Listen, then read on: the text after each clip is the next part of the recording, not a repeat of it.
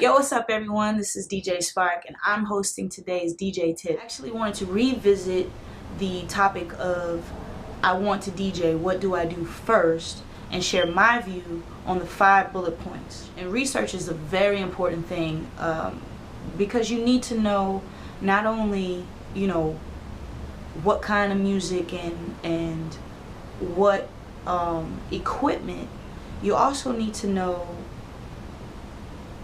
who are the other people in your field that you're trying to get into, and what are they doing that's successful, so that you could take bits and pieces from everyone and create your own thing. Because it's very important not to be a mimic of someone else, but to make your own individual stamp. My favorite DJ, I can't really say that I have one. I like different DJs for different reasons. I love DJ Scratch only because he has stood the test of time. Him and Jazzy Jeff have stood the test of time through the transition of vinyl going to MP3, or just the whole digital world in general. So they're 2 of my favorites because of their ability to still be relevant in today's time. Why do I want to be a DJ? Now,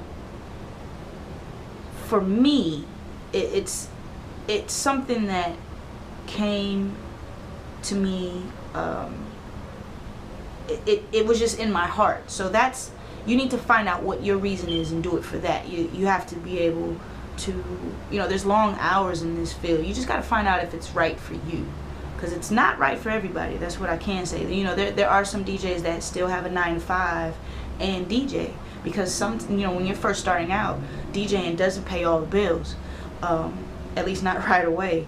It's more of a tax write-off, if anything, because you spend so much money on equipment, or at least that I did, in the beginning, that you're just, it's sort of like you're breaking even in the beginning, because you got to spend this bulk of money to purchase equipment and maintain your craft. Why is, I would probably say, 50% of the battle.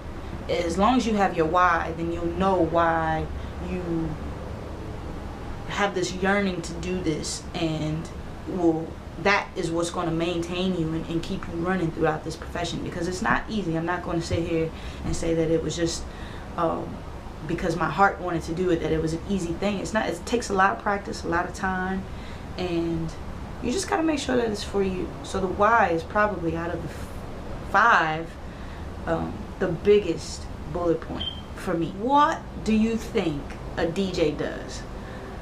I know that a lot of people assume that a DJ only does, house parties or radio. That's not necessarily true. I myself have done both. House parties, radio, clubs, tour, TV personality. You can even act to be a DJ. But you are a DJ, so it wouldn't necessarily be acting for you. But there's so many paychecks that can come from this. So you have to find out where your best fit is in this industry. For me, what was the moment that made you want to DJ? For me, the moment was actually several years later, after I'd already been DJing.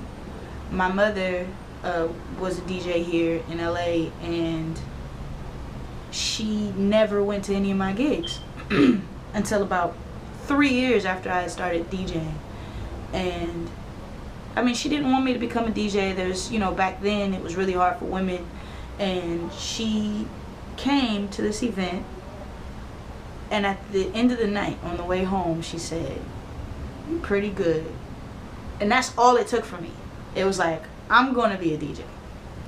I always thought it was a hobby. I didn't think it was something that I actually was going to become great at and travel the world and visit 24 countries by the age of 36.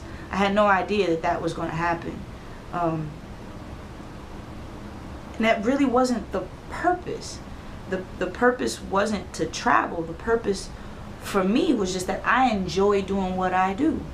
And it just so happens that this thing that I love so much enables me to see the world, or hang with Omarion and T-Pain and Layla Hathaway and Herbie Hancock and Teddy Riley, and you know, it amazes me still. Like, I still get the butterflies